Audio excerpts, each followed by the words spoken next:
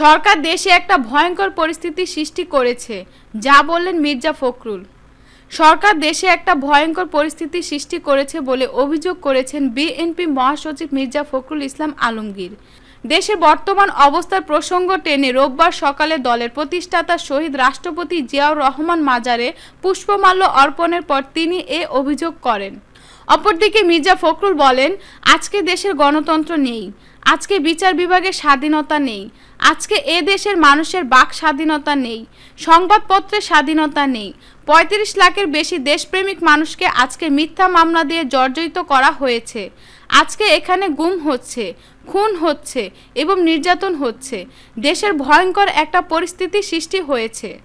৭ই নভেম্বর জাতীয় বিপ্লব ও সংহতি দিবসের গুরুত্ব তুলে ধরে বিএনপি মহাসচিব বলেন, আজকের এই দিনে আমরা শপথ নিয়েছি এ দেশের মানুষকে একত্রিত করে ঐক্যবদ্ধ হয়ে সব রাজনৈতিক দল, সব সংগঠন এবং মানুষকে ঐক্যবদ্ধ করে এই সরকারকে পরাজিত করে আমরা দেশনেত্রী খালেদা জিয়াকে মুক্ত করব। আমাদের নেতা ভারপ্রাপ্ত চেয়ারম্যান তারেক রহমানকে দেশে ফিরিয়ে আনব। বাংলাদেশকে আমরা অবশ্যই আবার আধিপত্যবাদের বিরুদ্ধে, সাম্রাজ্যবাদের বিরুদ্ধে একটা সশস্ত্র শক্তি নিয়ে নিজের পায়ে দাঁড়ানোর এবং একটি গণতান্ত্রিক রাষ্ট্র নির্মাণের আন্দোলন করব।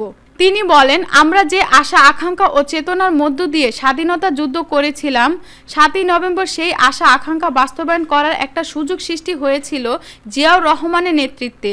৭ই নভেম্বরে সিপাহী জনতার বিপ্লবের মধ্য দিয়ে দেশে গণতন্ত্র, স্বাধীনতা, সার্বভৌমত্ব সুসংহত করতে আমরা সক্ষম হয়েছিলাম। আমরা বহুদলীয় গণতন্ত্রকে ফিরে পেয়েছিলাম। মুক্ত অর্থনীতি, একটি সমাজ নির্মাণ করার সুযোগ সৃষ্টি হয়েছিল। সবচেয়ে বড় কথা হচ্ছে, সাম্রাজ্যবাদ, আধিপত্যবাদের বিরুদ্ধে বাংলাদেশ আবার রুখে দাঁড়িয়েছিল। সংবাদপত্রের ও বিচার বিভাগের স্বাধীনতা নিশ্চিত হয়েছিল।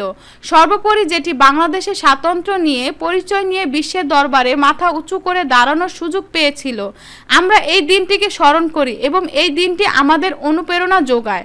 মির্জা ফখরুল অভিযোগ করে বলেন, আজকে এই ৫০ বছর পর এই স্বৈরাচারী ফ্যাসিস্ট আওয়ামী লীগ একটা অবৈধভাবে ক্ষমতায় এসে আমাদের সব স্বপ্ন ও আশা আকাঙ্ক্ষাকে ধূলিসাৎ করে দিয়েছে, চূর্ণ বিচূর্ণ করে দিয়েছে। রাষ্ট্রের সব স্তম্ভকে তারা নিজের হাতে নির্মমভাবে ধ্বংস করে দিয়েছে। বেলা ১১টায় বিএনপি মহাসচিব ফখরুল দলের স্থায়ী কমিটির সদস্য ডক্টর খন্দকার মোশাররফ হোসেন ও নজরুল ইসলাম খানকে নিয়ে শেরেবাংলা নগরে দলের প্রতিষ্ঠাতা জিয়াউর রহমানের মাজারে আসেন। তারা জিয়ার মাজারে পুষ্পমাল্য অর্পণ করেন এবং তার আত্মার মাগফিরাত কামনা ও বিশেষ মোনাজাত করেন।